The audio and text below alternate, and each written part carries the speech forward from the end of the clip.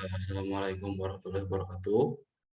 Kali ini kami akan mempresentasikan mengenai peristiwa pembebasan Konstantinopel, yang mana tugas ini diajukan untuk memenuhi salah satu persyaratan tugas PAI 5, Prodi Teknik Pertambangan Fakultas Teknik Unisba.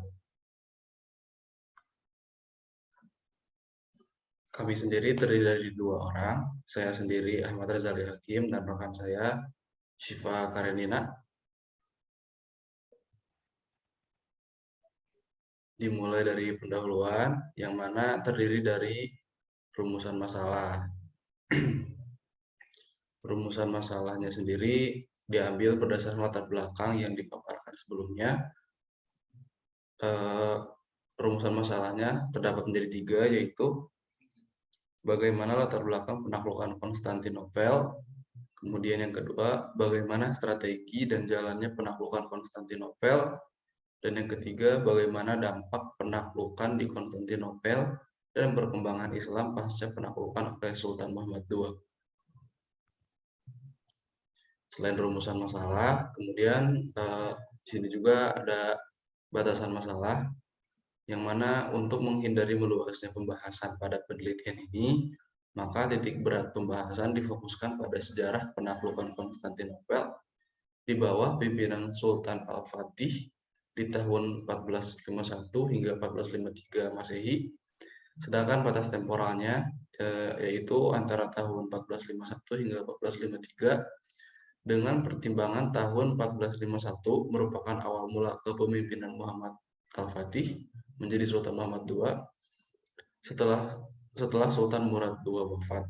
Sedangkan di tahun 1453 Masehi merupakan akhir penaklukan Konstantinopel di bawah pimpinan Sultan Al-Fatih, yang mana umat Islam termotivasi mengembangkan peradaban Islam dan menguasai wilayah strategis guna memudahkan perluasan wilayah serta penyebaran Islam di Konstantinopel.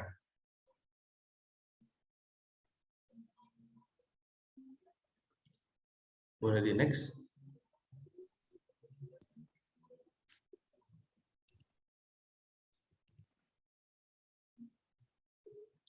Kemudian untuk tujuannya sendiri sama seperti batasan masalah, ada 3, yaitu untuk mengetahui latar belakang penaklukan Konstantinopel oleh Sultan Muhammad II alias Al-Fatih. Yang kedua, untuk mengetahui strategi dan jalannya penaklukan Konstantinopel oleh Sultan Muhammad II atau Al-Fatih.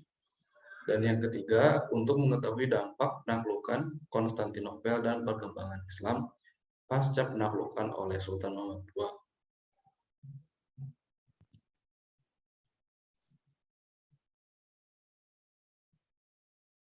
Nah, untuk manfaat penelitiannya sendiri, di sini terdiri dari 2 manfaat. Ada manfaat secara teoritis, yaitu untuk mengetahui perkembangan Islam di Konstantinopel di bawah pimpinan Sultan Muhammad Al-Fatih. Dan manfaat secara praktisnya sendiri ada 3, yaitu dapat dijadikan sebagai rujukan dalam memahami sejarah Turki Utsmani yang berkaitan dengan penaklukan Konstantinopel, serta memberikan suatu bahan pengayaan sejarah bahasa Indonesia, khususnya mengenai pengembangan Islam di Konstantinopel. Yang kedua, yaitu dapat menjadi bahan referensi bagi peminat sejarah dalam memperdalam pemahaman tentang sejarah Islam di Konstantinopel. Dan yang terakhir, yaitu sebagai salah satu bahan referensi bagi penelitian selanjutnya.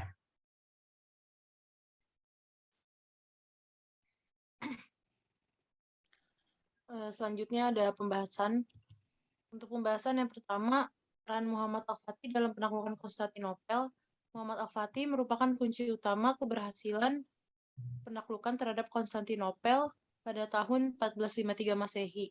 Adapun usaha-usaha atau peran Muhammad Al-Fatih dalam pembebasan Konstantinopel adalah menambah personil militer dan memperkuat armada laut, membangun benteng Romali Hishar, menghimpun persenjataan, mengadakan perjanjian damai dengan beberapa negara rival, memimpin pengepungan Konstantinopel atau sebagai panglima perang, menyebar dakwah Islam ke seluruh Konstantinopel dan sekitarnya. Yang kedua, menambah personil militer dan memperkuat armada laut. Daulah Bani Utsmaniyah sangat terkenal akan kebesaran dan kekuatan militernya, baik dari segi jumlah personil maupun dari segi kualitas dan semangat tempurnya yang sangat tinggi dan mencapai puncak pada masa Sultan Muhammad Al-Fatih. Sultan Al-Fatih sangat memperhatikan personil perangnya hingga berhasil menghimpun dan mengorganisir lebih 250.000 personil tentara yang terdidik dan terlatih secara matang. Untuk menaklukkan Konstantinopel, Muhammad Al-Fatih benar-benar telah menyiapkan pasukan atau tentara dalam jumlah yang sangat besar agar cita-citanya untuk menaklukkan Konstantinopel benar-benar terwujud. Bert DKK menuliskan tentara yang mengepung kota dari darat terdiri dari 2 sampai 300.000 prajurit. Artinya pasukan Utsmani yang disiapkan oleh Al-Fatih untuk mengepung Konstantinopel merupakan jumlah yang sangat besar. Yang ketiga, membangun benteng Romali Hishar. Dalam memperkuat pertahanan pasukan Utsmani, Muhammad Al-Fatih membangun beberapa benteng pertahanan, salah satunya adalah benteng Romali Hishar. Benteng ini dibangun di permulaan Selat Bosporus dan memiliki arti yang sangat strategis menurut pertimbangan Al-Fatih. Karena dari benteng ini sejumlah pasukan ditempatkan guna untuk menghalau pasukan bantuan dari Eropa yang akan membangun Konstantinopel.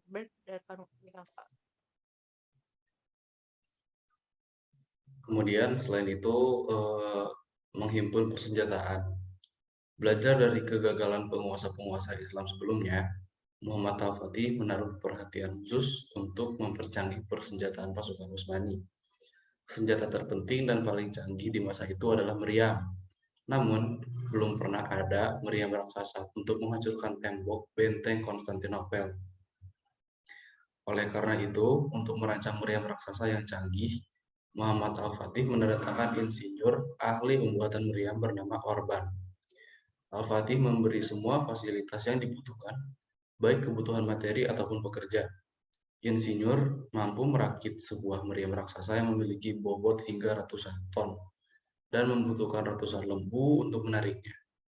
Al-Fatih juga melakukan pengawasan langsung pembuatan meriam ini, serta ia sendiri yang melihat uji cobanya. Untuk menarik meriam ini diperlukan 60 ekor lembu jantan dan 200 orang prajurit.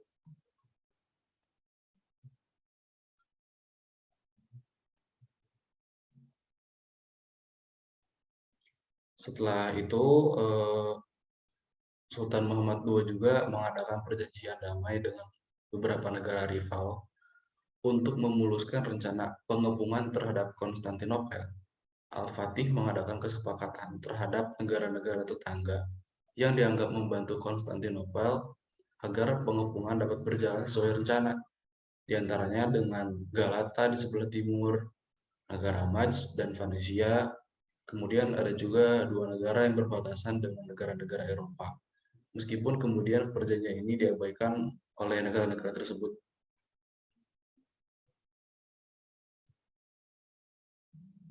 Yang keenam yaitu memimpin pengepungan Konstantinopel. Dalam usaha penaklukan Konstantinopel, Muhammad Al-Fatih langsung memimpin dan mengorganisir pasukannya sebagai panglima militer tertinggi. Meskipun demikian, ia mengangkat panglima perang atau jenderal-jenderal dalam memimpin peperangan di setiap pasukan. Dalam pengepungan ini, Al-Fatih mengorganisir dan memantau langsung pasukan Utsmani tersebut. Bahkan, ia memperhatikan perbekalan tentaranya, baik persenjataan maupun logistiknya. Konstantinopel merupakan kota yang sangat kokoh, dikelilingi banyak benteng. Dilihat dari kekokohannya, sangat kecil sekali kemungkinan untuk menembus benteng tersebut. Namun Muhammad Al-Fatih benar-benar seorang panglima yang ulung.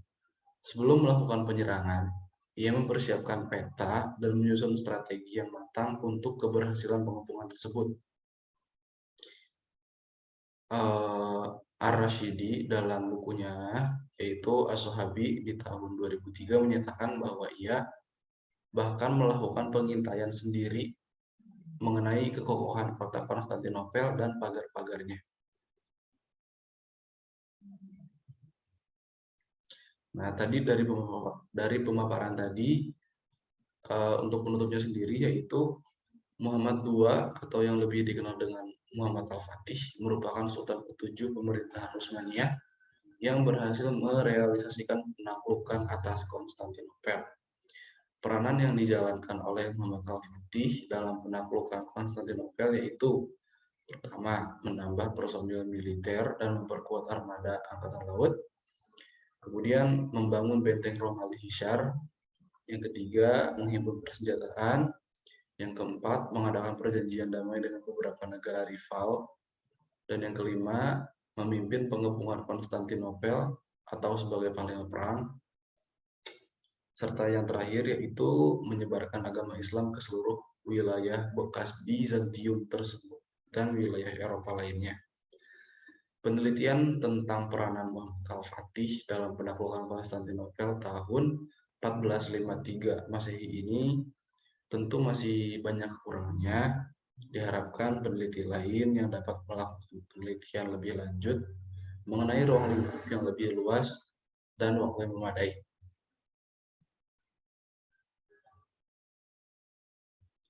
Baik, hanya sekian yang dapat kami sampaikan. Mohon maaf apabila banyak kekurangan. Kurang lebihnya, wabillahi taufiq wal hidayah. Wassalamualaikum warahmatullahi wabarakatuh.